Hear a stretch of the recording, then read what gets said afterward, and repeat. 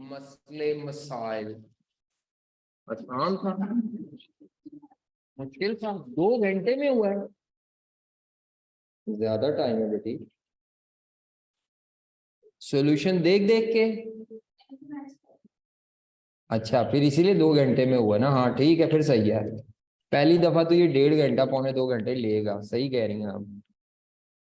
अगर तो देख देख के किया ना, फिर तो हो जाना चाहिए 1 घंटे में।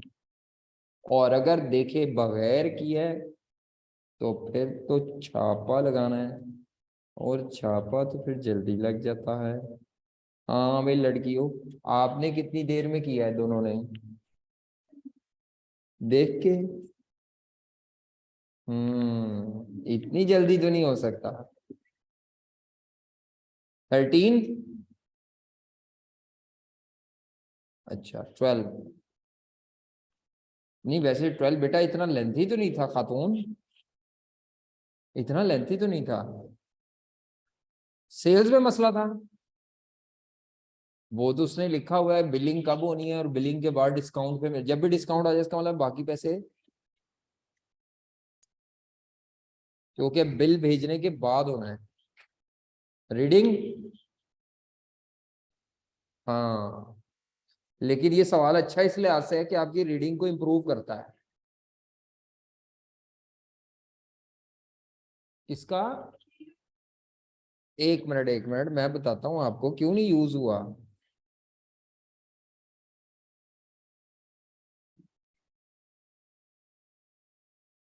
वो इसलिए यूज नहीं हुए रिसीवेबल, क्योंकि हमने सारे महीने काउंट कर लिए थे सेल, इसीलिए वो यूज नहीं हुआ कहीं पे। हाँ जी।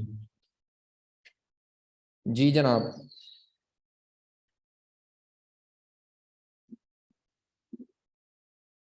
तो cash budget of manufacturing business हम पढ़ रहे हैं। ट्रेडिंग बिजनेस का कैश बजट हमारा मुकम्मल हो गया है। 11वां 12वें सवाल में कोई मसला किया आपने? चेक कराओ कभी। तुम काम करते कुरते नहीं हो, मुझे ऐसे ही लगता है। अच्छा, 13वां सवाल मुकम्मल कर लिया था आप लोगों ने? तो हाँ जी, देख के किया है। छापा इतना साफ सुथरा तो छापा ही होता है। जाओ, थोड़ा सा नहीं सारा ही वेख्या भाई, तू छापा है तेरा। ऐ साफ पता लगता मैं छापा।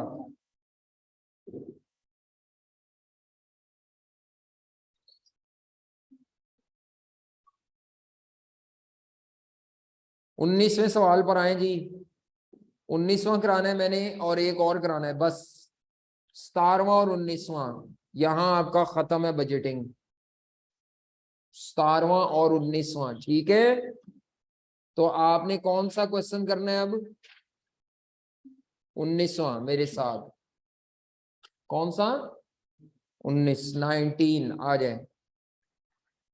बाकी जितने अब क्वेश्चन रह जाएंगे वो सारे आपने खुद करने हैं, और रोजाना एक एक सवाल करना, क्योंकि बहुत टाइम लेगा ये। तो 19वां, एक दो सवाल मैं रिवीजन में भी करा दूंगा एक एक। तो आ जाए जी, क्वेश्चन 19 पर आए। आज भी हमारी प्रैक्टिस ही है कैश बजट की।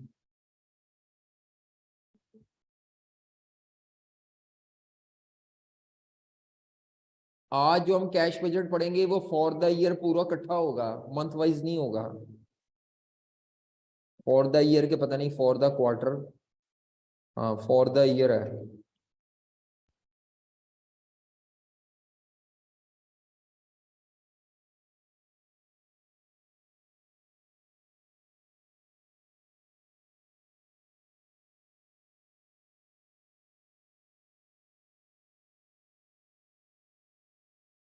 जी, क्वेश्चन में क्या कहता है?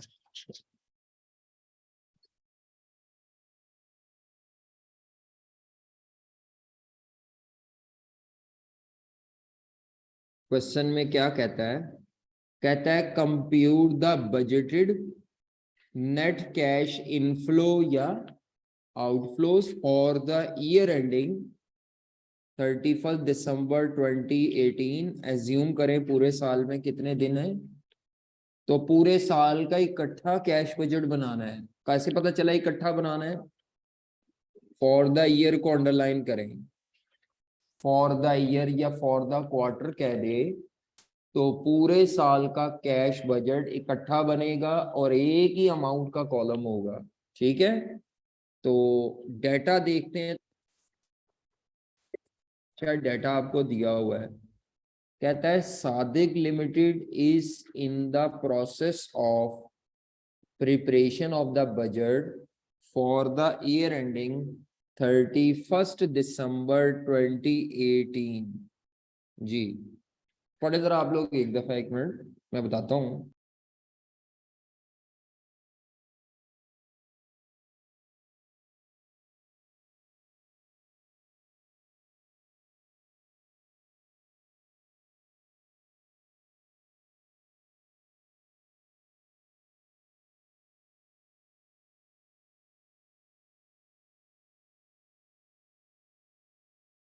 हाँ जी, क्या कहता है? Sadiq limited is in the process of preparation of budget for the year ending 31st December 2018.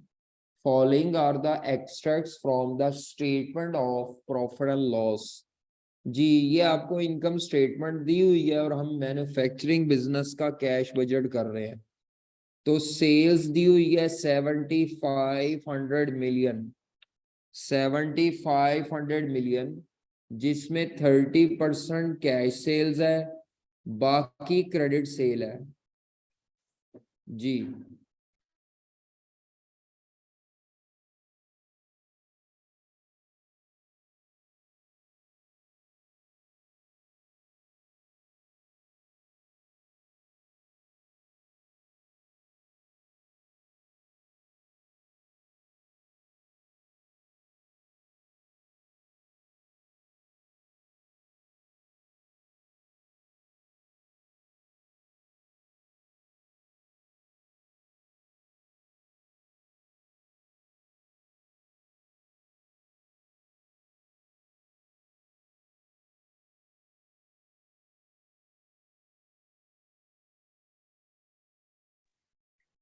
वो कहता है क्वेश्चन में सेल 7500 मिलियन है, 7500 सेल्स है, जिसमें कैश सेल्स है और क्रेडिट सेल है।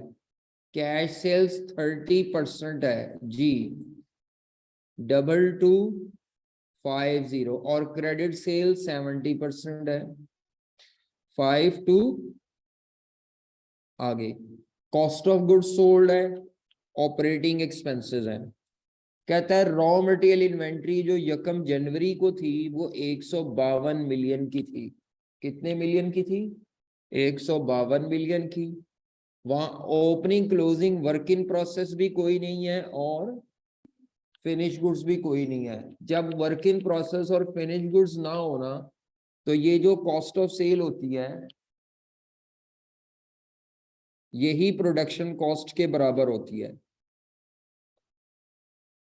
ठीक है, ये जो कॉस्ट ऑफ सेल होती है यही बेटा क्या होती है? Production cost. आप इनकम स्टेटमेंट का फॉर्मेट जहन में लेकर आए। अगर ना ओपनिंग वर्क इन प्रोसेस हो, ना ओपनिंग फिनिश गुड्स हो, ना एंडिंग वर्क इन प्रोसेस हो, ना एंडिंग, तो वो तो सिर्फ 3 चीजें, मटेरियल लेबर एफओ जमा करो, जो प्रोडक्शन कॉस्ट है वही कॉस्ट ऑफ सेल होती है। ये मैन्युफैक्चरिंग बिजनेस की बात कर रहा हूँ। कौन से बिजनेस की? हम पढ़ी मैन्युफैक्चरिंग कर रहे हैं। नहीं समझ आ रही बात आपको? मैन्युफैक्चरिंग बिजनेस में जो कॉस्ट ऑफ सेल्स होती है वही प्रोडक्शन कॉस्ट होगी। अगर वो नहीं हो, ना ओपनिंग वर्क इन प्रोसेस है ना एंडिंग, ना ओपनिंग फिनिश गुड्स है ना एंडिंग। अगर आपको याद हो ये फॉर्मेट हमने बनाया था,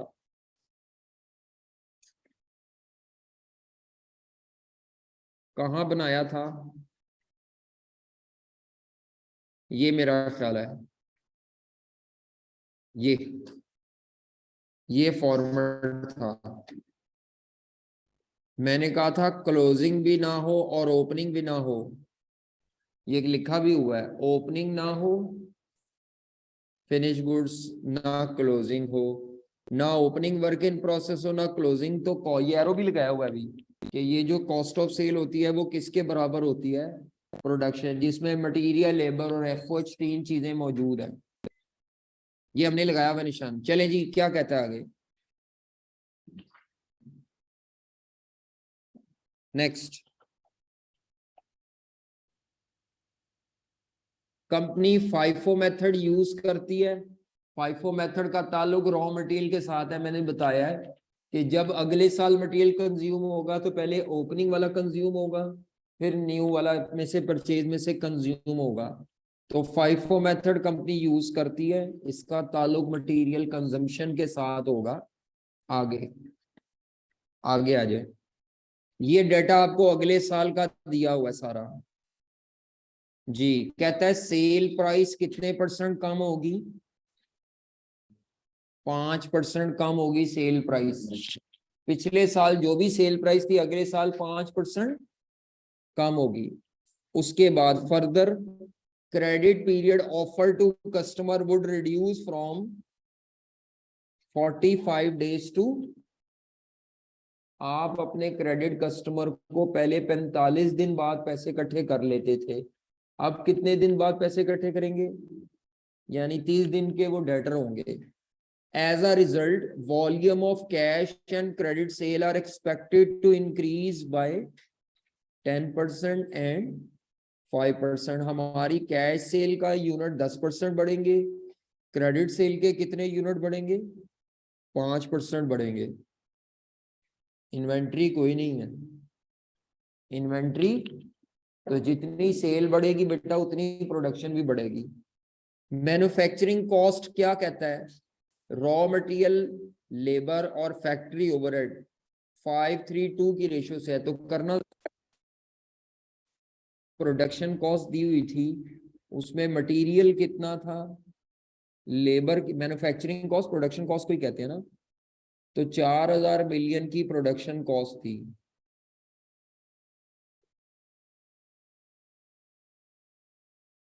मटेरियल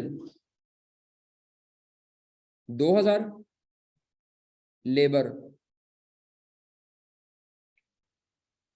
1200 मिलियन और ओवरहेड्स 800, 2000, 1200, 800। आगे चले, next. All operating expenses, all operating expenses and 20% of the factory overhead are fixed. लीजिए अलग करें, फैक्ट्री ओवरहेड में से 20% फिक्स है, तो बाकी फिर 80% कौन से एफओएच होंगे, निकालना जरा। 160 मिलियन, 640। आगे चलो, ऑपरेटिंग सारे ही फिक्स हैं। अच्छा, ये उसने कहा ये सारे ही फिक्स हैं। आगे आगे क्या कहता है, टोटल डेप्रिसिएशन पिछले साल कितने मिलियन की थी, जिसको अगर अपोर्शन किया जाए तो मैन्युफैक्चरिंग की डेप्रिसिएशन और ऑपरेटिंग एक्सपेंसेस में 7 और 3 की रेशियो से थी, 7 और 3 की रेशियो से थी। तो इसका मतलब है ये जो फिक्स्ड एफओएच थे इसमें डेप्रिसिएशन एक्सपेंस कितना शामिल था, 70 मिलियन। बाकी अदर फिक्स कॉस्ट थी 100, तो टोटल है उसमें ये 7 और 3 की रेशियो से तोड़े, बाकी 3 वो कहाँ ऑपरेटिंग में है,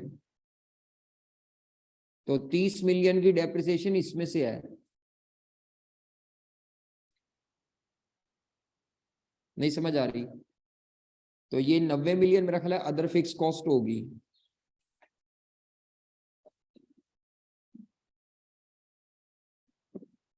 अगले साल कहता है डेप्रिसिएशन सेम रहेगी। मुझे डेप्रिसिएशन से गर्ज इसलिए नहीं है क्योंकि मैं इनकम स्टेटमेंट नहीं बना रहा, मैं कैश बजट बना रहा हूं, ठीक है। कहता है रॉ मटेरियल की जो इन्वेंट्री है कंपनी उसको कितने दिन की कंजम्पशन के बराबर रखेगी।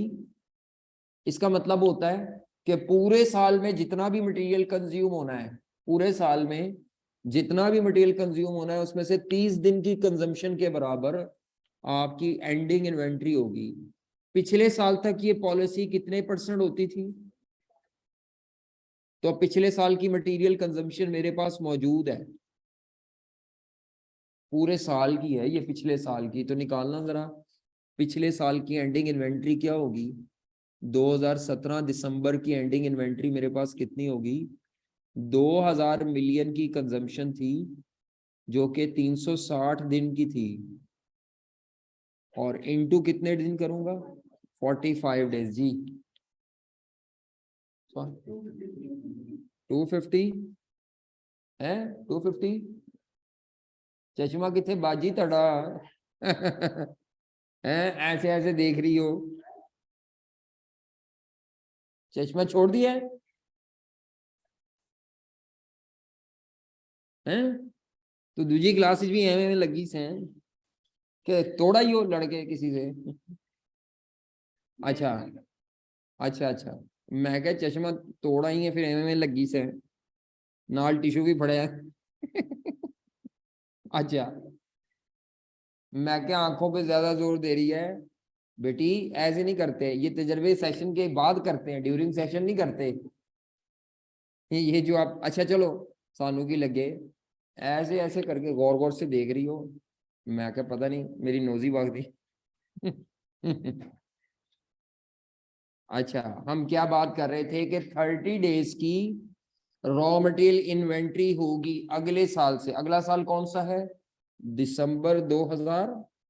और पिछले साल तक वो कितनी देर की कंजम्पशन के बराबर थी? 45 डेज।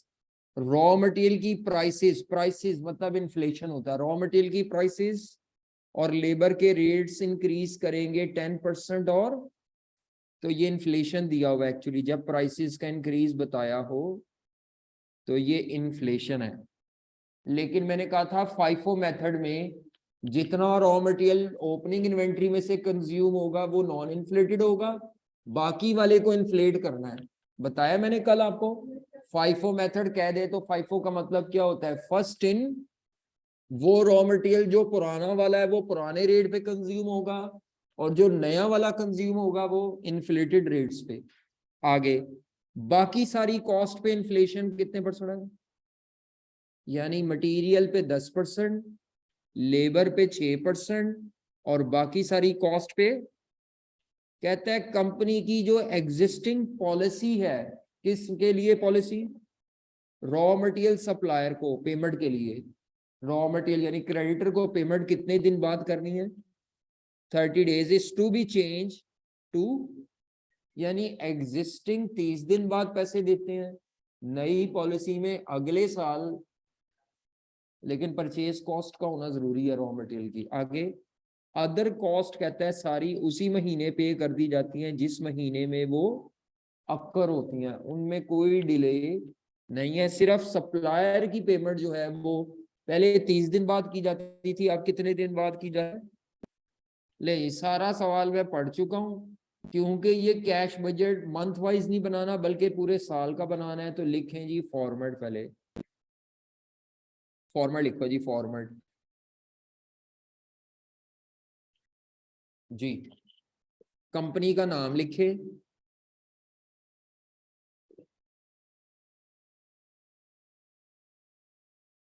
पता नहीं सादिक है क्या है, हाँ सादिक लिमिटेड। न्यू पेज से शुरू कीजिएगा।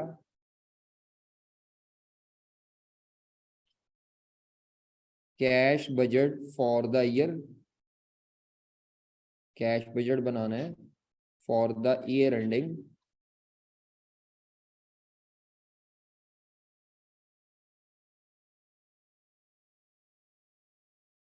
31 दिसंबर 2018। जी बेटा, तो कैश का ओपनिंग बैलेंस प्लस कैश की रिसीट्स, बताएं जी ओपनिंग बैलेंस कितना दिया हुआ है? पूरा क्वेश्चन अगर मैं पढ़ूं तो ओपनिंग बैलेंस नजर नहीं आ रहा। मेरा ख्याल है पूरा क्वेश्चन मिलियंस में है, तो मैं मिलियंस में ही सॉल्व कर रहा हूँ। तो हम पहले फिगर्स के बगैर फॉर्मेट बनाएंगे जी। तो सबसे पहले लिखें कैश का बिगिनिंग बैलेंस।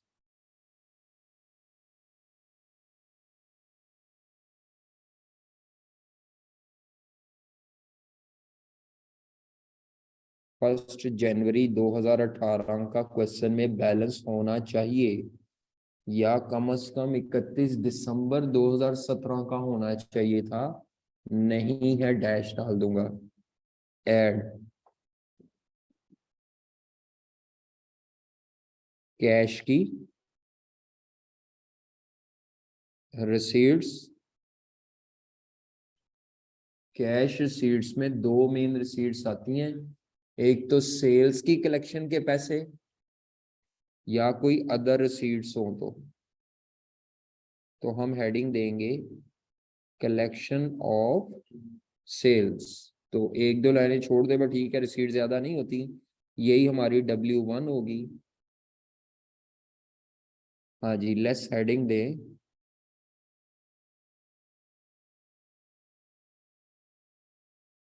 Cash payments.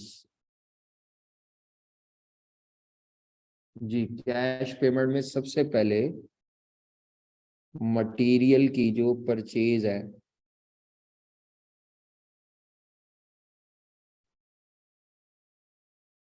या पेमेंट टू क्रेडिटर भी कह सकते हैं, पेमेंट टू क्रेडिटर्स। तो क्रेडिटर को पेमेंट करनी है, ये भी वर्किंग टू होगी। ये भी हमारे पास रेडीमेड मौजूद नहीं होती। बाकी सारी पेमेंट्स हम इकट्ठी अदर कॉस्ट के नाम से लिख देंगे टाइम बचाने के लिए, क्योंकि बाकी सारों में कोई डिले नहीं है। अदर कॉस्ट की पेमेंट वर्किंग 3, तो ये माइनस करके कैश का एंडिंग बैलेंस आ जाएगा।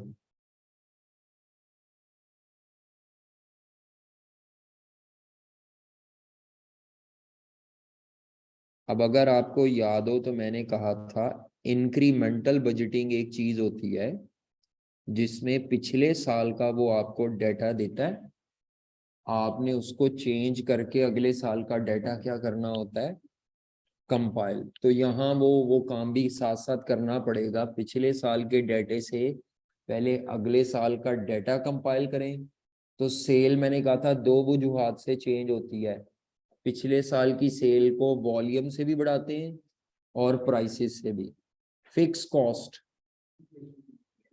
अदर देन डेप्रीसिएशन को इन्फ्लेशन से बढ़ाते हैं। वेरिएबल कॉस्ट प्रोडक्शन वॉल्यूम से भी बढ़ती हैं और इन्फ्लेशन से भी, और जो वो कह दे। ठीक है, ये सारा रूल बताया था। तो अब हम वर्किंग 1 पे आते हैं, सेल निकालें जी। सेल और उसकी कलेक्शन। तो वर्किंग नंबर 1 की हेडिंग दें कलेक्शन ऑफ सेल्स। तो पहले सेल्स की अमाउंट लिखें, क्या नाम है, कैश सेल्स कितनी थी। मेरी आदत है मैं पहले पिछले साल का डाटा लिखूंगा और उसको चेंज करके मैं अगले साल का निकाल लूंगा जी। तो पिछले साल कैश सेल्स कितनी थी, 22 मिलियन। और क्रेडिट सेल कितनी थी, जब आपको ब्रेकअप दिया हुआ है तो ब्रेकअप को अब चेंज करेंगे, मेरा ख्याल है 5 टोटल कितनी थी, 7500। अब मुझे बताओ जी क्या चेंज आएंगी। प्राइस का कितना इंक्रीज है, उसने क्या कहा था, क्वेश्चन को पढ़ें अगर देखें। बुलेट नंबर 1 में ये दिया हुआ, sale price would reduce by, कौन सी, कैश वाली के क्रेडिट वाली, दोनों। दोनों ही, दोनों। क्योंकि दोनों क्यों, क्योंकि मेंशन नहीं किया, तो दोनों को 5% कम करना है। तो 2250 इंटू 0.95, हाँ जी 5250 इंटू 0.95 लें जी। ये सेल प्राइस की कमी है। अब सेल वॉल्यूम का इजाफा कितना है बताया हुआ उसने। सेल वॉल्यूम में जो कैश का वॉल्यूम है वो 10% बढ़ा है, और जो क्रेडिट का वॉल्यूम है जी बताइएगा जरा। सॉरी 232225 आगे।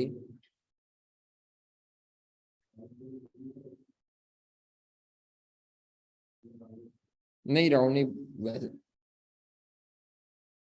5236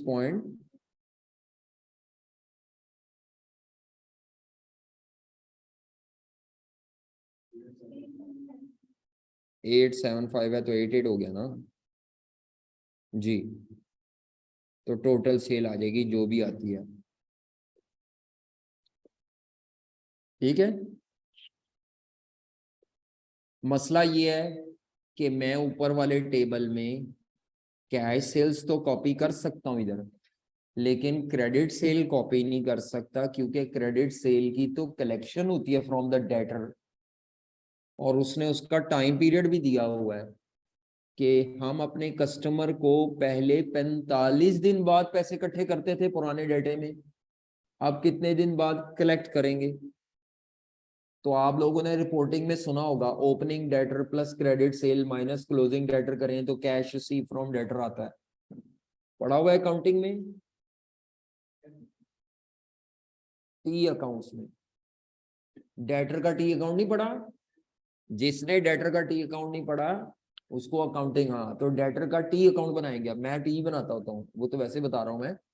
तो अब आपको क्या करना है, कैश सेल्स तो मैं लिख सकता हूँ उठा के ऊपर टेबल में, बल्कि लिख ही ले बेहतर है कि कलेक्शन ऑफ सेल में कैश की कितनी कलेक्शन हो रही है, और क्रेडिट की कलेक्शन के लिए हम डेटर का टी अकाउंट बना लेंगे।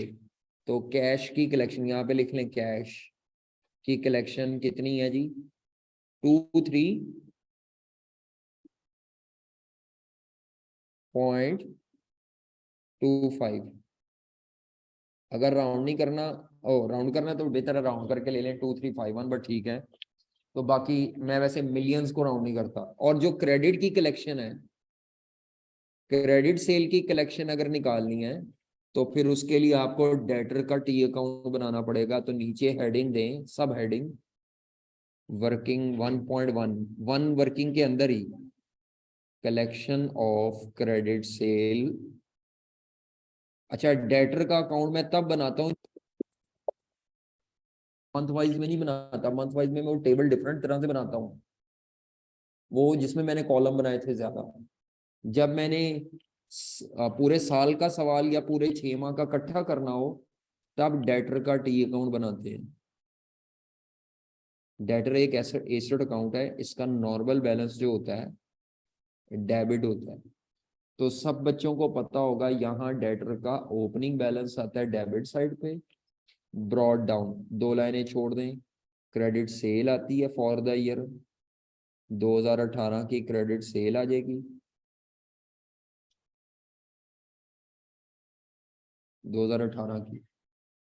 अच्छा, क्लोजिंग बैलेंस आएगा 2018 की सेल के बदले, और कैश रिसीव की बैलेंसिंग फिगर लिखेंगे। कैश कलेक्शन की क्या लिखेंगे, बैलेंसिंग फिगर। तो सबसे पहले मेरी आदत है क्रेडिट सेल लिखते हैं। लिखो भाई, क्रेडिट सेल कितनी थी 52 जी 5236.88, ठीक है। ये कितने दिन की सेल है, ये कितने दिनों की सेल है, पूरे साल की सेल है जो कि 360 दिन की है। उसने क्या है 45 दिन बाद पैसे इकट्ठे हों, नहीं सॉरी, पहले 45 दिन बाद होते थे, नई पॉलिसी के मुताबिक कितने दिन बाद होंगे? तो ये जो पूरा साल है ना, इसमें से हर 30-30 दिन बाद पैसे मिलते रहेंगे, लेकिन जो साल के आखिरी 30 दिन के पैसे होंगे वो इस साल में नहीं मिल रहे। साल के जो आखिरी, तो ये जो आपकी क्रेडिट सेल है, इसमें से जो आखिरी 30 दिन के पैसे हैं वो क्लोजिंग बैलेंस शो कर लें। क्लोजिंग बैलेंस कैसे निकालना है? 5236 पूरे साल की सेल है, डिवाइडेड बाय 360 करें, इनटू आखिरी 30 दिन के पैसे नहीं मिलेंगे। ये 30 क्या चीज है? पूरे साल के जो आखिरी 30 दिन है ना, दिसंबर के महीने की सेल के पैसे नहीं मिलने आपको इस साल में, वो अगले साल में मिलने हैं, तो आउटस्टैंडिंग होंगे वो। पता नहीं बात समझ आ रही है मेरी कि नहीं समझ? देखो, तुम चीजें बेच रहे हो जनवरी 2018 से लेकर दिसंबर 2000, और तुम्हें पैसे हर 30-30 दिन बाद मिलेंगे। तो जो तुमने जनवरी में सेल की होगी उसके पैसे फरवरी में आ जाएंगे, जो फरवरी में सेल कर रहे हो उसके पैसे मार्च में। इस तरह करते करते जो तुमने दिसंबर 2018 में सेल की होगी उसके पैसे तुम्हें कब मिलने हैं? इसीलिए मैं ये कर रहा हूं कि मैं आखिरी महीने की जो सेल है उसके पैसों को आउटस्टैंडिंग लिखने लगा हूं। दिसंबर की सेल के पैसों को डेटर के तौर पे लिखने लगा हूं। असल में क्लोजिंग डेटर का मतलब है वो पैसे हमें अभी नहीं रिकवर होने, वो अगले साल में रिकवर होने हैं ना। तो 5236.88 पूरे साल की क्रेडिट सेल है, डिवाइडेड बाय 360 दिन, मल्टीप्लाइड बाय 30 दिन। ये 30 दिन कौन से वाले हैं? शुरू के 30 दिन नहीं है, साल के आखिरी 30 दिन है। जी बताएं जी कितने आते हैं डेटर? 436। जी जनाब। ऐसे ही जो आपको डेटर निकालने पड़ेंगे ओपनिंग वाले, वो पिछले साल की क्रेडिट सेल से निकलेंगे। जैसे मैंने क्लोजिंग डेटर नहीं निकाले, ऐसे ही पिछले साल के भी निकले होंगे जो कि ओपनिंग बनने, लेकिन अब मैं पिछले साल का तो डेटर अकाउंट ही बना रहा। क्या आपको मेरी बात समझ आ रही है? जैसे मैंने ये क्लोजिंग डेटर निकाले है ना, बिल्कुल ऐसी कैलकुलेशन पिछले साल भी हुई होगी। पिछले साल की क्रेडिट सेल कितनी थी?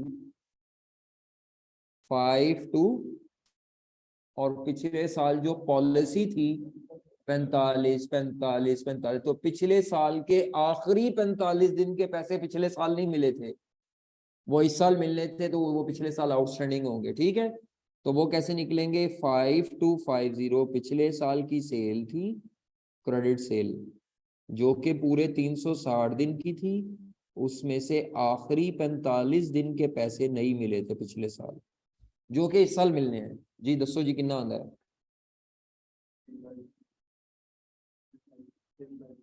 656.25 लें जी,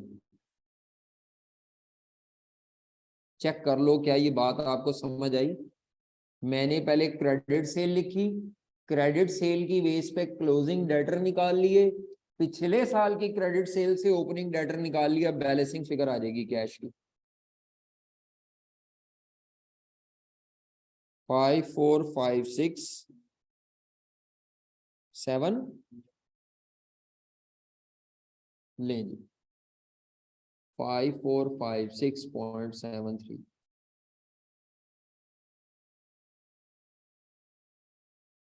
चेक कर लें कि ये आपको समझ आया कि नहीं आया। जी, ये कब ऐसे करूंगा? डेटर के अकाउंट के जरिए, जब पूरे साल का कैश बजट बनाना हो, मंथ वाइज बनाना हो, तो फिर मैं कलेक्शन कैसे करता हूँ उसका वर्किंग टेबल कल कुछ इस तरह से बनाया था।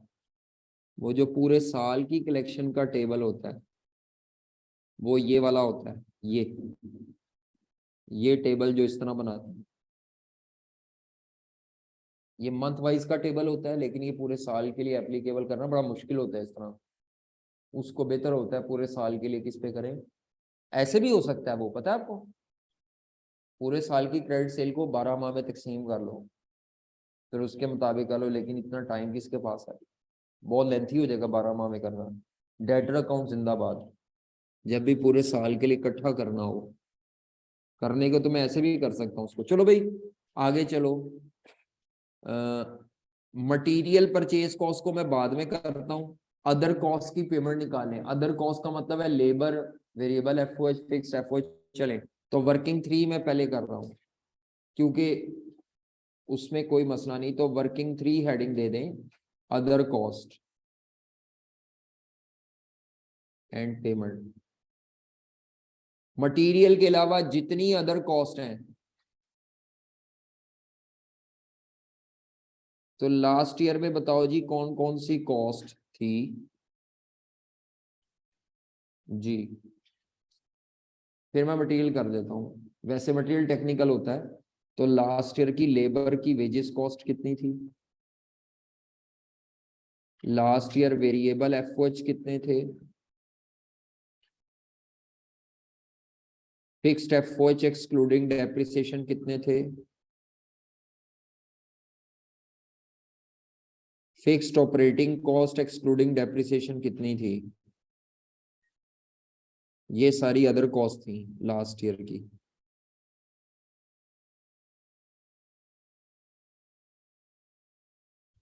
बताओ जी लास्ट ईयर की लेबर कॉस्ट कितनी ऊपर निकाली थी आपने?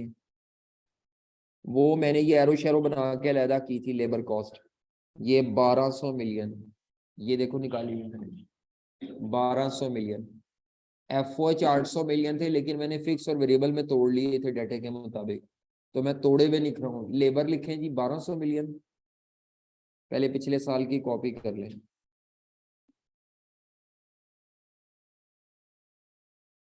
वेरिएबल ओवरहेड्स कितने थे? वेरिएबल एफओएच मेरा ख्याल है थे, अब मुझे बार बार ऊपर जाना पड़ रहा है। एफओएच नहीं लिख रहा, वेरिएबल लिख रहा हूँ। 640 मिलियन।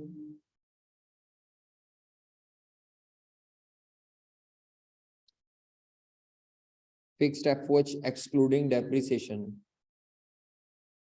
90 मिलियन थे शायद। 4000 मिलियन का 3/12 था ये था 4000 मिलियन इंटू 2/20। 80% वेरिएबल थे।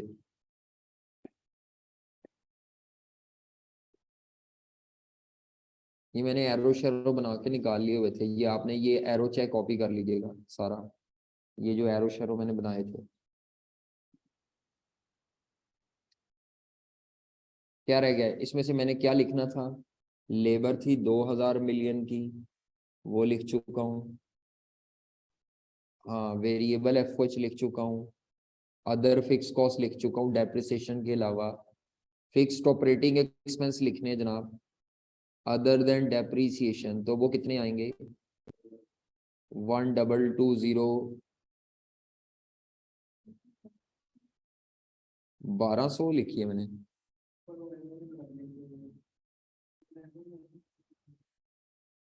अच्छा, वो गलती से लिखी गई होगी।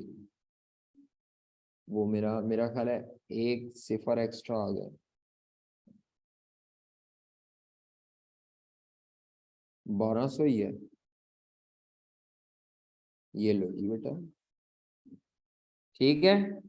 तो 1220 मिलियन। लड़की हो जल्दी जल्दी करो, शाबाश। यहाँ पे आके अब वो मैथ है जी। हाँ जी, अब ये सारी वेरिएबल कॉस्ट और फिक्स कॉस्ट, ये जो फिक्स कॉस्ट है ये सिर्फ इन्फ्लेशन से बढ़ेंगी। ये जितनी फिक्स कॉस्ट है ये सिर्फ किससे बढ़ेंगी? तो 90 मिलियन की फिक्स्ड एफओएच है, इन्फ्लेशन 5% अदर कॉस्ट पे, इस पे भी 5% था। देख लेना, ये ना उनका अपना बताया होगा, गलत हो जाए काम। चलो मैं देख लेता हूँ। मटेरियल का अपना दिया हुआ था 10%, लेबर का था 6%, ठीक है। इनका 5% था, तो ये 90 मिलियन को बढ़ाएं तो क्या आता है? 135, 94.5। आगे 1250, 1220 का 1 2। अच्छा, ये जो लेबर और वेरिएबल एफओएच है, ये इन्फ्लेशन से भी बढ़ेंगी।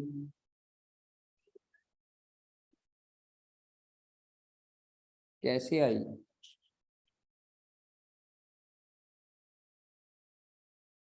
अच्छा, 10 से करना है। हेलो जी। चापा चापा अंधाधुन चापा ए लेंस दा कमाल है। मैं वे क्या मैं जो ताड़े ते पानी है। उधर मैंने लिख 3/12 लिखा है, ते फिट ही मुंह साड़ा। ये देखो इधर, बड़ी बात है लड़की।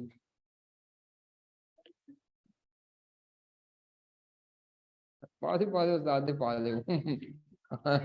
उन्होंने कहना हम सर आप भी लेंस लगा के आए। तो आपको सही नजर आए। अच्छा, यहाँ पे अब प्रॉब्लम आ गया बच्चों, शरारतें करने में बहुत मसरूफ हैं, इधर भी कर लें, नहीं तो इन्होंने इथे भी कहना है। अच्छा बच्चों, ये 1200 है ना, ठीक है। अब मसला ये होता है कि ये जो लेबर और वेरिएबल एफओएच है, ये वेरिएबल कॉस्ट है। ये दो रीजन से तो कम से कम चेंज होना है इन्होंने, एक इन्फ्लेशन से, दूसरा वॉल्यूम से। किससे? क्योंकि सवाल में उसने कहा था नो फिनिश गुड्स इन्वेंट्री। देखो ऊपर लिखा हुआ है no finish goods inventory, no work in process. सवाल है ही नहीं तेरे पास, पिटे मुंह तेरा तो आ गया है। निकाल ले इसको, बस कर। बस्ते च रखे हवाल वाल ठंड नहीं लगती। मैं कह रहा सवाल देख मेरे मुंह वाल वेखी जाता है तो। और तू घर से पढ़ने आता है, क्या करने आता है? ये देखिए लिखा होगा फिनिश गुड्स इन्वेंट्री नहीं है बच्चों। तो जब फिनिश गुड्स इन्वेंट्री ना हो तो उसका मतलब होता है जितने परसेंट सेल वॉल्यूम में इजाफा होगा, जितने परसेंट सेल वॉल्यूम में इजाफा होगा, उतने ही परसेंट प्रोडक्शन वॉल्यूम में भी इजाफा होगा। और मटेरियल लेबर प्रोडक्शन की वजह से बढ़ती है, सेल की वजह से नहीं। तो अब देखें जी, यहाँ पर ये आपकी पहले तो इन्फ्लेशन से बढ़ेगी, बढ़ाएं। 1200 मिलियन की लेबर कॉस्ट है, 1200 मिलियन की लेबर कॉस्ट है। इन्फ्लेट कर लो भाई इसको। 640 मिलियन के वेरिएबल ओवरहेड्स हैं, वेरिएबल ओवरहेड्स को 5% इन्फ्लेट कर लें। और जो लेबर की कॉस्ट थी मेरा ख्याल है 6% बढ़नी थी। इसी तरह मटेरियल को भी बढ़ाएंगे, लेकिन वो बाद में, तो मटेरियल का केस अलग करेंगे। तो लेबर का इन्फ्लेशन 6% नजर आ रहा है सबको? सवाल सामने रखो, किधर दिया है, किस बुलेट में दिया है, बता भाई जवान। पहले बुलेट में इन्फ्लेशन दिया है? नहीं, आंखें खोलो। इन्फ्लेशन कहाँ दिया हुआ है? 5वें में। किसका? लेबर का कितना है? 6%। और बाकी सारी कॉस्ट का इन्फ्लेशन कितना है? 5%। अब इसके बाद ये मैंने इन्फ्लेशन का इम्पैक्ट ले आया, अब मुझे प्रोडक्शन वॉल्यूम में कितना इजाफा है वो चाहिए। तो क्वेश्चन में उसने कहा था सेल वॉल्यूम, कैश वाला 10% बढ़ रहा है, क्रेडिट वाला कितना बढ़ रहा है? ये तो एक होना चाहिए, ये दो वॉल्यूम में इंक्रीज दिए हैं। अब हम यहाँ पे कौन सा लें? उसने तो दो इंक्रीज दे दिए सेल वॉल्यूम के। कैश वाला वॉल्यूम 10% बढ़ रहा है, और क्रेडिट वाला वॉल्यूम कितना बढ़ रहा है? तो याद रखें, जब भी आपको एक चीज की जरूरत हो और आपको दो तीन दी हो, तो आप उनकी एवरेज निकाल लेंगे। क्या निकाल लेंगे? और वेटेड एवरेज। हमें वॉल्यूम की इंक्रीज दो नहीं चाहिए। उसने पता है कैसे दिया हुआ था? उसने वॉल्यूम, सेल वॉल्यूम की इंक्रीज दी थी, मेरा ख्याल है कैश वाला 10% वॉल्यूम बढ़ा है, क्रेडिट वाला, और मुझे सेल वॉल्यूम की इंक्रीज नहीं चाहिए, मुझे किसकी चाहिए? और वो चाहिए भी 1%। अब ये 2 से 1 में कैसे कन्वर्ट होगी, ये सवाल है। तो याद रखें, जब भी किसी चीज की 2% दी हुई है और मुझे एक चाहिए, तो आप उन दोनों की वेटेड एवरेज निकाल लेंगे। तो उसने कहा था कैश सेल्स 30% होती है, कैश सेल्स कितने परसेंट होती थी और क्रेडिट सेल होती थी 70%। तो वो जो 30 और 70 की रेशियो दी हुई थी पुराने वाले डाटे में, आप उसको इस्तेमाल कर सकते हैं या कोई और तरीका भी लगा सकते हैं, वो आपकी मर्जी है। की कहते हो बहुत से तरीके हैं एवरेज सेल निकाल वॉल्यूम की एवरेज निकालने के बहुत से तरीके हैं। क्या पहली बात है, आपने ये मेरा पॉइंट पिक किया है कि एवरेज क्यों निकालनी है। हमें प्रोडक्शन वॉल्यूम परसेंटेज में एक चाहिए कि कितना इंक्रीज डिक्रीज हुआ है। उसने सेल वॉल्यूम की दी है, वो भी एक होनी चाहिए थी, उसने दो दे दी। अब उस दो को पहले एक में कन्वर्ट करो। यानी अब मैं क्या कह रहा हूं कि आपने ये डायरेक्ट प्रोडक्शन पे नहीं आना, आपने पहले इन दोनों को कंबाइन करके इनकी एवरेज इंक्रीज निकालनी है। वो कहते हैं लास्ट ईयर और current year total sale use कर सकते हैं। जी बिल्कुल, करंट ईयर की यूज कर सकते हैं, लास्ट ईयर की नहीं। वैसे मसला ये करंट ईयर की सेल में ना सेल प्राइसेस का भी इम्पैक्ट है। आप प्राइसेस के इम्पैक्ट को इग्नोर करके देख सकते हैं। ये जो मैंने सोल्यूशन नहीं किया, इसमें से ये प्राइस का इम्पैक्ट अगर आप छोड़ दें तो इससे भी निकल सकता है। इसको छोड़ दें इम्पैक्ट को, बाकी सारा वॉल्यूम का इफेक्ट है कि यहाँ से यहाँ तक सेल में कितना इजाफा हुआ है। वो भी तरीका है, बहुत से तरीके हैं, लेकिन प्राइस का इम्पैक्ट फिलहाल क्या रखना है, इग्नोर, क्योंकि मैं वॉल्यूम का इफेक्ट देखना चाह रहा हूं। तो अब मैं आपको बता रहा हूं देयर आर 2 to 3 वेज। क्या समझाना चाह रहा हूं बताओ बेटी।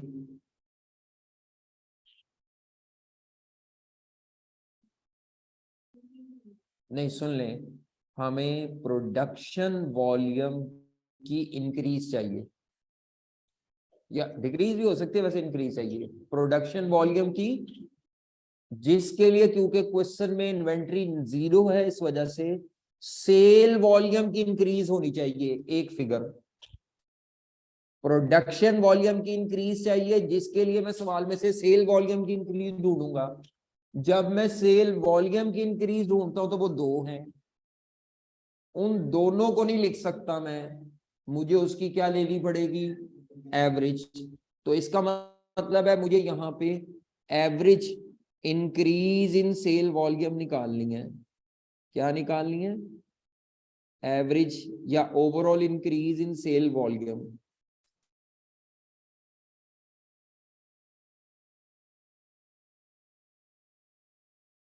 Average increase in sale volume निकालनी है, या इसको overall increase in sale volume भी कह सकते हैं, क्योंकि जितने परसेंट वॉल्यूम बढ़ेगा सेल का, उतने ही परसेंट प्रोडक्शन वॉल्यूम भी बढ़ेगा व्हेन नो इन्वेंट्री। तो ये असूल याद रखें कि when no finish goods inventory,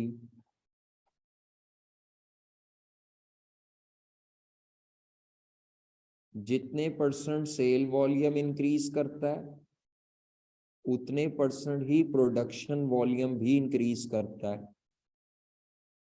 ये असूल है, सबको पता है, पता सबको है, लेकिन मैथ है, अब ये मैथ है। पता सबको है कि जितने परसेंट सेल वॉल्यूम बढ़ता है उतने परसेंट ही क्या बढ़ता है, लेकिन अब वो वॉल्यूम सेल तो दो दिए थे, तो दो सेल वॉल्यूम को सिंगल सेल वॉल्यूम में कैसे कन्वर्ट करेंगे जी। तो average increase in sale volume,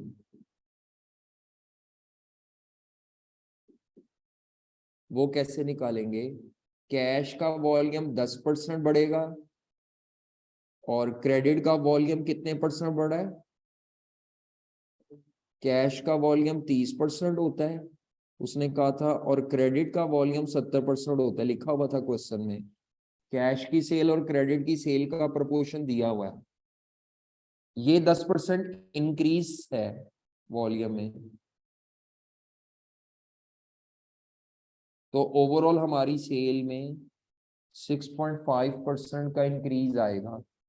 एक तरीका तो ये है। एक तरीका ये है,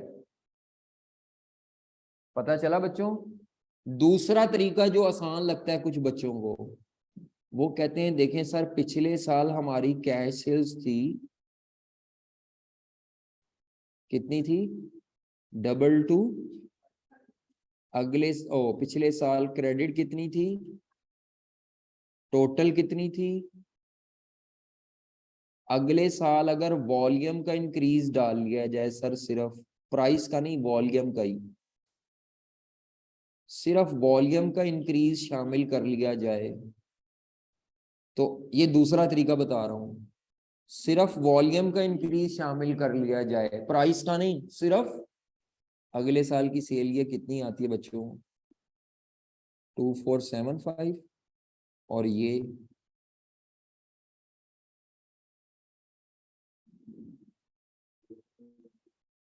5512 टोटल कर ले। ये तरीका जरा ज्यादा बच्चों को समझ आता है। 7987, वो कहते हैं सर देखें पिछले साल, अभी इसमें प्राइस का नहीं लिया मैंने, वॉल्यूम का इफेक्ट है सर, ये देखें पिछले साल की सेल और अगले साल की सेल से आया, तो अब आपने अगर परसेंटेज इंक्रीज इन वॉल्यूम निकालना है तो नई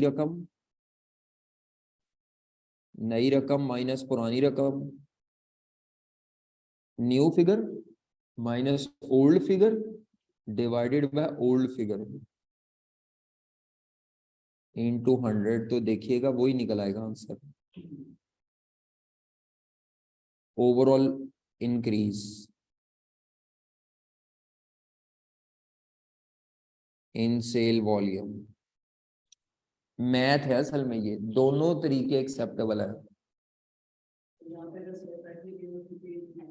नहीं, सेल प्राइस को चेंज किया, नहीं तो मैं ऊपर ना निकाल लेता जो ऊपर निकाल के आया हूं, नहीं, जब आप वॉल्यूम का चेंज देखना चाह रहे हैं तो you must keep price constant, सिर्फ मैं, नहीं तो वो तो खिचड़ी पक जाएगी, मैं खिचड़ी से बचा रहा हूं ना इसको, सिर्फ वॉल्यूम का चेंज देख रहा हूं, जो जिसको आसान लगता है। पहले वाले तरीके में प्योर परसेंटेजेस चल रही हैं, दूसरे वाले तरीके में बच्चों वाला तरीका है कि सिर्फ वॉल्यूम का इंक्रीज किया और ओवरऑल टोटल सेल में देख लिया कितने परसेंट यहां से यहां तक इजाफा है, जितने परसेंट सेल में इजाफा है ये सारा वॉल्यूम का इंक्रीज है। अब ये ओवरऑल इंक्रीज इन वॉल्यूम आ जाएगा 6.5%।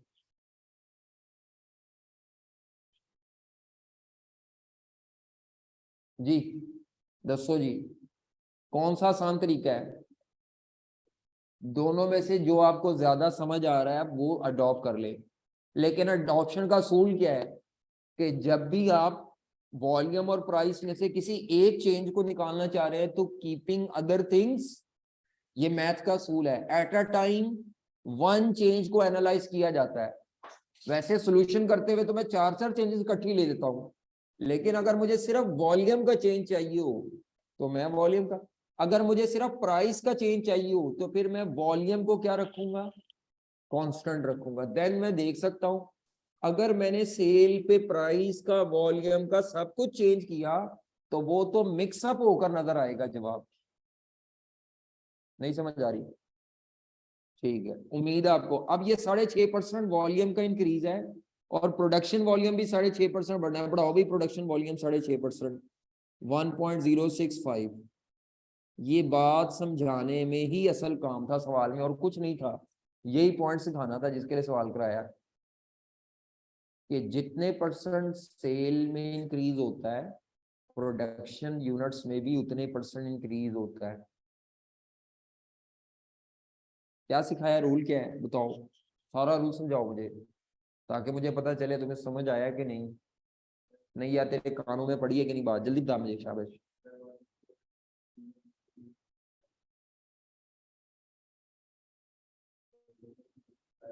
नहीं, यहां से नहीं बात शुरू हुई, इससे पीछे जाओ, और पीछे जाओ। मैंने कहा अगर इन्वेंट्री ना हो,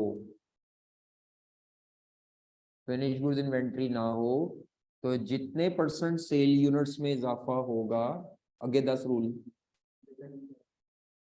तो यार नहीं अभी बताया है। हाँ मैंने कहा अगर अभी लिखा भी अभी है, पता है आपको, ये अभी लिखा है, ये देखो आपके सामने, ये तुमने भी अपनी कॉपी पे लिखा है अभी। अगर फिनिश गुड्स इन्वेंट्री ना हो तो जितने परसेंट सेल यूनिट्स में इजाफा होता है उतने परसेंट ही प्रोडक्शन यूनिट्स में इजाफा होता है, और प्रोडक्शन यूनिट्स का इजाफा उतना ही लेना है जितना सेल यूनिट्स का है। अब सेल यूनिट का इजाफा एक दिया हुआ है तो ठीक है प्रोडक्शन, लेकिन अगर सेल यूनिट्स के इजाफे दो तीन दिए तो फिर आपको ओवरऑल सेल वॉल्यूम में इजाफा चाहिए एवरेज। वो एवरेज करने का तरीका क्या है वो बताया है। चलो आज भी आ जाओ, क्या कॉस्ट आती है बच्चों ये बता सकते हो? सॉरी नेक्स्ट आ जाओ। अब ये सिवाय मैथ के और कुछ नहीं था, उसने आपको तंग किया, हालांकि रूल आपको पहले भी पता है। चलो भी चलो निकाल लो ये सारी अदर कॉस्ट, सारी अदर कॉस्ट को जमा करो, और ये उसी साल में पे होगी, ना ये आगे जाएंगी ना पीछे जाएंगी। तो ये सारी टोटल करके ऊपर जाकर टेबल में लिख दें।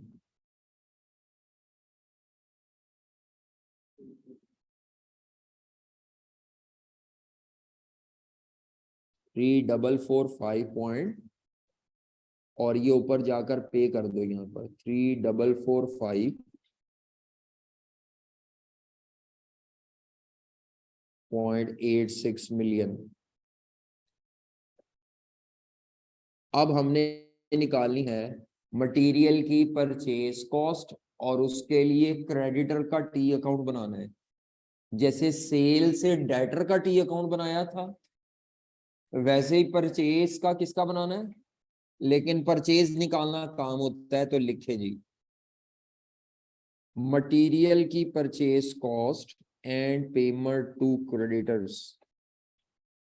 तो वर्किंग टू मैन्युफैक्चरिंग बिजनेस में ये मटेरियल में ही फड्डा ज्यादा होता है। मटेरियल की परचेज कॉस्ट, इसके लिए मटेरियल बजट रिवाइज होना चाहिए, एंड पेमेंट टू क्रेडिटर्स।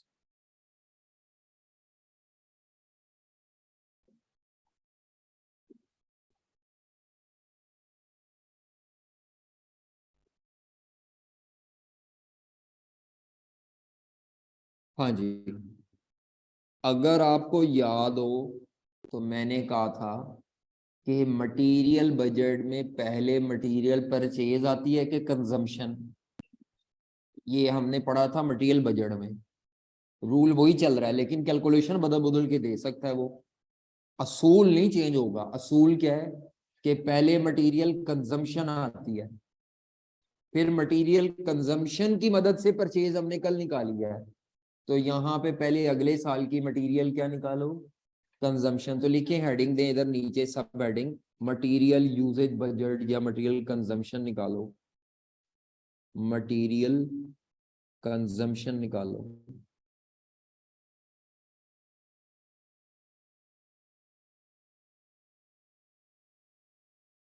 हाँ जी मटेरियल कंजम्पशन निकालो। क्या कहते हैं जी, मटेरियल कंजम्पशन निकालें। पिछले साल की कंजम्पशन क्या थी 2017 की, 2017 की मटेरियल कंजम्पशन क्या थी? मेरा ख्याल है 2000 मिलियन।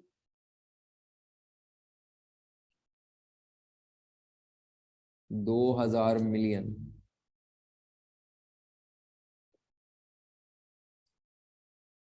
2000 मिलियन। तो अगले साल ये वॉल्यूम से भी चेंज होती है, इन्फ्लेशन से भी होती है, लेकिन फाइफो भी था बीच में। क्या था? तो मैं फिलहाल पहले फाइफो में मैंने कहा था इन्फ्लेशन वगैरह मैं इग्नोर करता हूँ जी, निकालो वॉल्यूम की वजह से, प्रोडक्शन वॉल्यूम की वजह से कितना बढ़ेगी। प्रोडक्शन वॉल्यूम अभी 6.5% हमने निकाला है वॉल्यूम से, तो 2018 की मटेरियल कंजम्पशन क्या आएगी? 21 ले, ये मटेरियल कंजम्पशन है, ये क्या है? मटेरियल कंजम्पशन है, ठीक है। ये 2000 मिलियन किस साल की कंजम्पशन है? पिछले साल की। नहीं, for the time being pending की है। फाइफो में पहले नहीं लेता मैं जानबूझ के, ठीक है। तो मटेरियल कंजम्पशन आ गई। अब इस कंजम्पशन से परचेज निकालना चाहूं तो प्लस करेंगे मटेरियल का क्लोजिंग स्टॉक। क्या प्लस करेंगे? मटेरियल का क्लोजिंग स्टॉक, और माइनस क्या करेंगे? मटेरियल का opening stock. Opening stock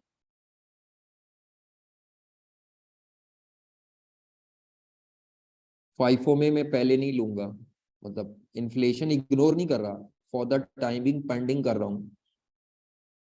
for the time being material consumption plus material का क्लोजिंग स्टॉक माइनस मटेरियल का ओपनिंग स्टॉक, तो ये मटेरियल की परचेज कॉस्ट निकल आएगी एट ओल्ड प्राइसेस या इन्फ्लेशन के बगैर। अभी इन्फ्लेशन का इम्पैक्ट नहीं लिया।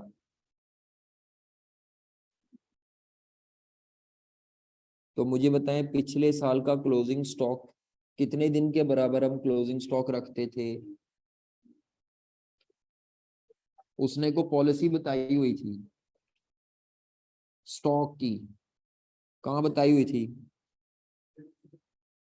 मटेरियल स्टॉक की, मटेरियल इन्वेंट्री की पॉलिसी बुलेट नंबर 4 में क्या पॉलिसी थी? कहता है raw material inventory would be maintained eight 30 दिन की कंजम्पशन के बराबर होगी। 2018 में, 17 में कितनी थी? लेकिन वो दिसंबर की, जनवरी की इन्वेंट्री ऊपर दी हुई है, जनवरी 2017 की ये ऊपर दी हुई नजर आ रही है। ये 152 मिलियन का किस डेट की दी हुई है? पिछले साल की ये ओपनिंग इन्वेंट्री है। ये पिछले साल की कौन सी इन्वेंट्री है? मुझे चाहिए ये कहीं, मेरा ख्याल है चाहिए ये पिछले साल की ओपनिंग या कम जनवरी वाली कितनी थी? 152 मिलियन। पिछले साल की क्लोजिंग कैसे आएगी? उसने कहा था मटेरियल कंजम्पशन के पता नहीं कितने दिन के बराबर पिछले साल कंपनी रखती थी। मुझे डेट कर, हाँ ठीक है, अप टू दिसंबर ये पॉलिसी थी 45 डेज। तो लिखेंगे यहाँ पे 2000 मिलियन, पता नहीं निकाली भी है आपने जैसे, 2000 million divided by 360 into 45, 250 million. तो ये पिछले साल की मटेरियल परचेज कॉस्ट निकल आएगी। अब आपको नहीं पता चला, ये मैंने material consumption and material purchase इकट्ठी निकाल दी, लेकिन अभी भी इन्फ्लेशन इग्नोर किया हुआ है जी। दसो जी कितना आता है? परचेज कॉस्ट कितनी आती है? 20। इधर मुझे बताओ जरा, क्लोजिंग क्या होगा? ओपनिंग नहीं निकालना क्योंकि ये जो क्लोजिंग है ये ओपनिंग बनेगा।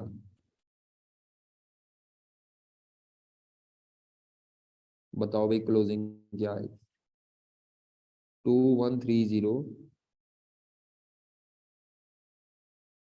360 दिन मल्टीप्लाइड बाय 30 डेज जी।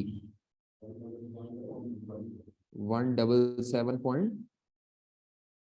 अच्छा, जो वो कह रहे हैं हम वही कर रहे हैं, लेकिन हम अपनी एक सिस्टमेटिक अप्रोच पे चल रहे हैं।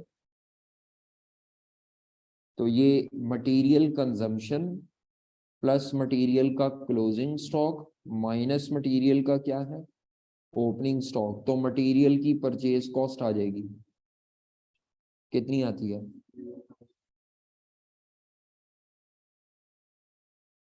लेकिन इसमें अभी भी एक मसला है, और वो मसला क्या है कि मैंने इन्फ्लेशन को इग्नोर किया हुआ है फाइफो की वजह से, नहीं तो मैं ऊपर ही ले लेता। ठीक है, फाइफो की वजह से। किसकी वजह से? वो इन्फ्लेशन सबसे आखिर में लूंगा। जी बताएं जी। कितने परसेंट मटेरियल में इन्फ्लेशन था? मटेरियल में इन्फ्लेशन कितने परसेंट था? निकालता हूं तो ये लिखें जी, मटेरियल की परचेस कॉस्ट जो असल में आफ्टर इन्फ्लेशन 10% इन्फ्लेट होने के बाद क्या निकलेगी, यही वाली कॉस्ट। इन्फ्लेटेड कॉस्ट बताओ क्या होगी, क्योंकि ये जो मेरा ऊपर जवाब निकला हुआ है ना, ये पुरानी प्राइसेस पे निकला हुआ है।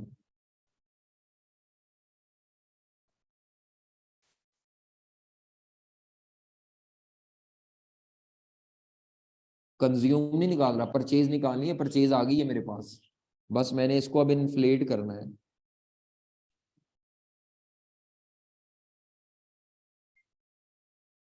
एट न्यू प्राइसेस, तो 2057.5 इंटू 1.10 जी बेटा बताना। पॉइंट,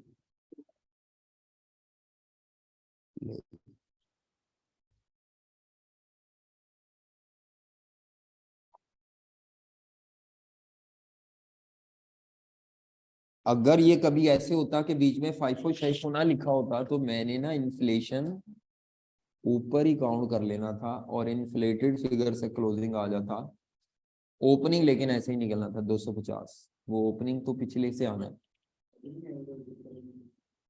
ऊपर नहीं, हाँ अब नहीं लेना, ऊपर नीचे ले लिया, बट ठीक है, मुझे ये फिगर चाहिए, ये मैंने क्रेडिटर अकाउंट में कंजम्पशन नहीं ना जाती, क्रेडिटर अकाउंट में क्या नहीं जाती, इसीलिए मैंने ऊपर इन्फ्लेशन नहीं लिया, तो मेरा काम चल गया, नीचे आके ले लिया, ठीक है। अगर कभी क्रेडिटर अकाउंट में कंजम्पशन जाती होती तो फिर मुझे इसको इन्फ्लेट करना पड़ना था, और वो वैसे करना था कि इसमें से जितना ओपनिंग में से कंज्यूम हुआ वो इन्फ्लेट ना करता, बाकी कर लेता। जी भाईजान,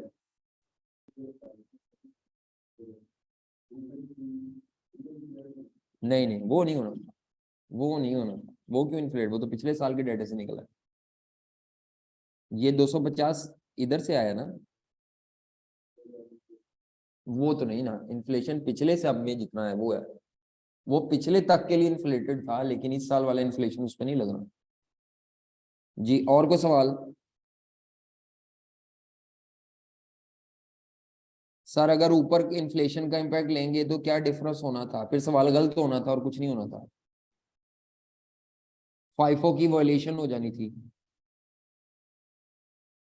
फिर आपका जवाब गलत आना था, फिर परचेज कॉस्ट ये नहीं आनी थी, वो आप करके देख लो, फिर यहाँ जो परचेज कॉस्ट आनी थी ये क्लोजिंग चेंज हो जाना था, ओपनिंग 250 ही आना था, तो ये परचेज कॉस्ट का जवाब यहाँ जो आता और यहाँ जो आता वो सेम ना आता, करके चेक कर लो जरा, देख लो, सेम नहीं आता, चेक कर लो, क्या है चेक करने में, साडा की जांदा है, साढ़े केड़े पैसे लग देने, जरा इन्फ्लेट करके ऊपर लिखना 2130।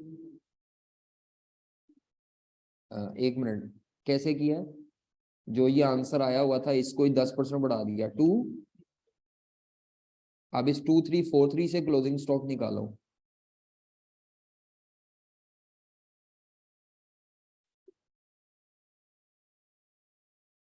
जी,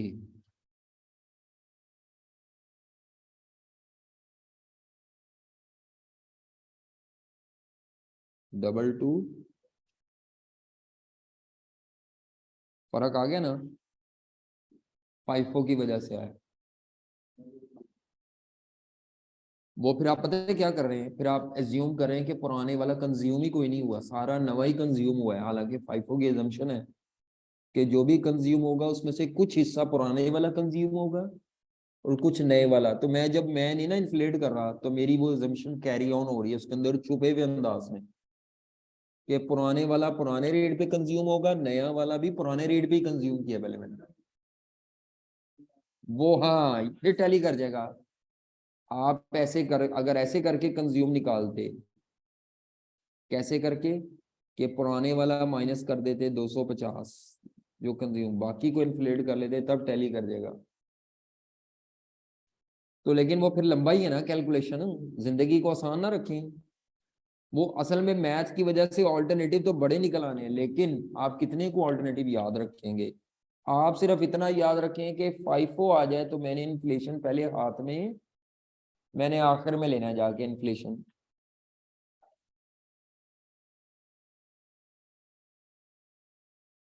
सोल्यूशन वो आंसर डिफरेंट आएगा ना। अब ये जो परचेज आ गई है इससे क्रेडिटर का टी अकाउंट बनाएंगे ताकि पेमेंट टू क्रेडिटर्स निकाल सकें और हमारा सवाल खत्म हो जाए। देखने में तो छोटा सा सवाल था, मुन्ना सा, लेकिन सवाल के अंदर ट्विस्ट थे। तो ये सवाल आपने जाके 2-3 दफा करना है। इस सवाल में लर्निंग जो है वो आगे भी कहीं ना कहीं किसी और सवाल में इस्तेमाल होगी। ये नहीं है कि ये सवाल ऐसा, ये मसलन एक सवाल और मैंने कराना है अभी, कल, अभी मैंने क्लास के शुरू में कहा है वो, लेकिन वो आज तो नहीं करा पाऊंगा, कल करा पाऊंगा। तो कल जब मैं वो सवाल कराऊंगा तो इस सवाल का भी आधा नॉलेज उसमें इस्तेमाल होना है, जो इसमें असूल सीखे आपने कि क्रेडिटर का अकाउंट कब बनाते हैं, वहां पे भी बनाना है, वहां पे भी सब कुछ जी। क्रेडिटर का ओपनिंग बैलेंस इधर आता है, मटेरियल की क्रेडिट परचेज आती है इधर 2018 की, 2018 की क्रेडिट परचेज, क्लोजिंग बैलेंस इधर आएगा और कैश पेमेंट इधर आएगी टू क्रेडिटर, और ये कैश पेमेंट बैलेंसिंग फिगर होगी। दसो जी मटेरियल की परचेज कॉस्ट कितनी आई, तो आप कहेंगे 22, क्लोजिंग क्रेडिटर निकालें। उसने क्या कहा था, पेमेंट टू क्रेडिटर कितने अरसे बाद हुआ करेगी। अब एग्जिस्टिंग पॉलिसी तो 30 दिन बाद देते थे पैसे, नई पॉलिसी 15 दिन बाद दिया करेंगे। तो इसका मतलब है नई पॉलिसी के मुताबिक अगर 15 दिन बाद पैसे देंगे तो इस पूरे साल की जो भी परचेज हुई है, साल के आखिरी 15 दिन के पैसे पे नहीं हुए होंगे। 22, साल के आखिरी 15 दिन के पैसे आउटस्टैंडिंग होंगे जी।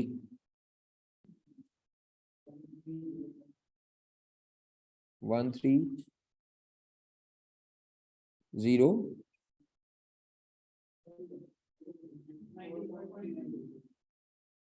94.32, 15 दिन के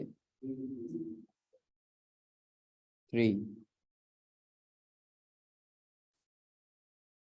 ओपनिंग पेबल कैसे निकालेंगे,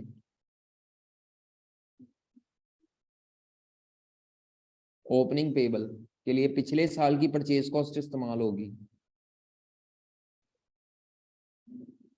20, और पिछले साल 30 दिन बाद पैसे देते थे, तो पिछले साल के आखिरी 30 दिन के पैसे आउटस्टैंडिंग थे 1।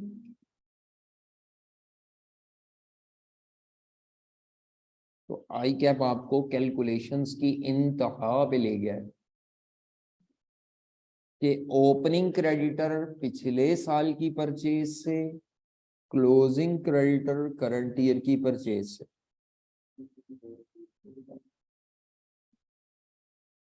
2343.78। चलो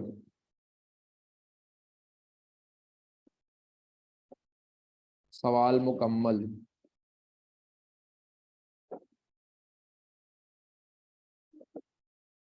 और क्लास भी मुकम्मल, बस आज इतना ही। इसको जरा देख लें, इसमें जिसने को सवाल पूछना है वो पूछ सकता है, क्योंकि ये आपका बार बार वास्ता पढ़ना है। 5 कहे तो इन्फ्लेशन को मैं एंड पे लूंगा, 5 ना कहे तो साथ ले लूंगा इन्फ्लेशन, ठीक है।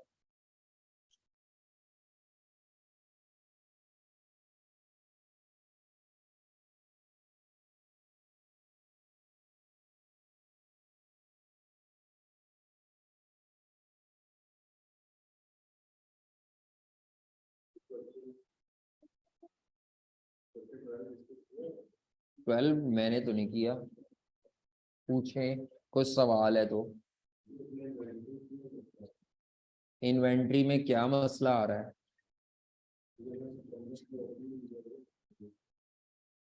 सितंबर की ओपनिंग दी हुई है, वो गलत है। जब क्वेश्चन में दी हो तो वही लेते हैं, दी हुई है। जब क्वेश्चन में इन्वेंट्री दी हो फिर वो लेते हैं, फिर अपनी पॉलिसी को नहीं लेके जाते पीछे। क्वेश्चन नंबर कौन सा है?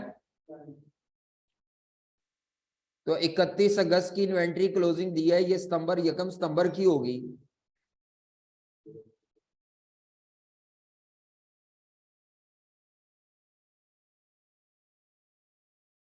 ये किस तारीख की इन्वेंट्रीज हैं? 31 अगस्त की। 12वां सवाल है, आपको इन्वेंट्री किस तारीख की चाहिए? बताओ भाई।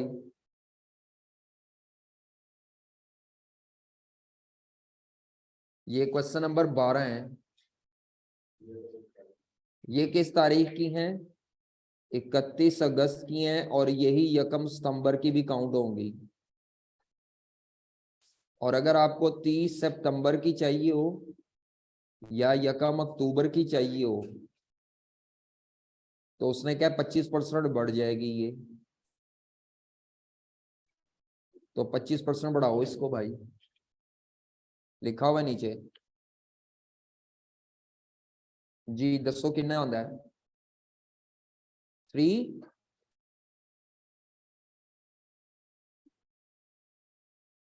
309। और ये रुपीज में है।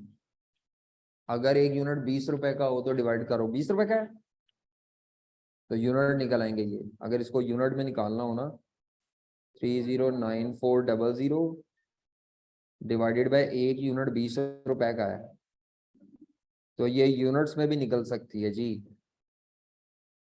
यूनिट्स आपने रुपीज में ही लिख दी है तो ठीक है, कोई मसला नहीं। रुपीज, कई बच्चे यूनिट में लिख रहे होते हैं। 47 यूनिट्स।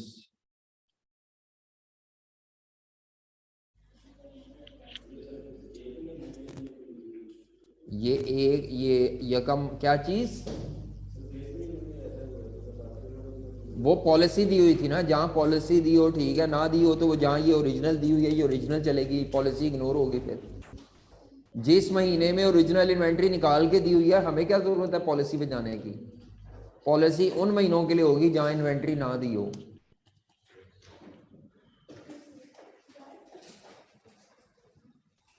जी कल वाले सवाल में वो कहते हैं मटेरियल वाले में इशू है, जो इशू है वो पूछे। मेरी तरफ से तो काम खत्म हो गया है। सवाल देना है, दिखाएं। आज आपका होमवर्क जो है, एक तो आपने इसको जाके दोबारा करना है। कौन सा सवाल? आज 18वां सवाल करना है। इसके बाद कौन सा? 18। 18 ठीक है, एक सवाल बस। इसको रिवाइज करने और 18वां कर लेने। डेफिनेटली 18वें में भी मसले होंगे, जो ना समझ आए वो पूछ लें। जी जनाब, आप माइक ऑन करके उमर साहब पूछ सकते हैं, जो सवाल है यार पूछो, कोई मसला नहीं। जो नहीं समझ आ रहा, बाकी जा सकते हैं अगर जाना है तो। बता दिया आपने, चलो बात ठीक है फिर। ओके, अल्लाह हाफिज।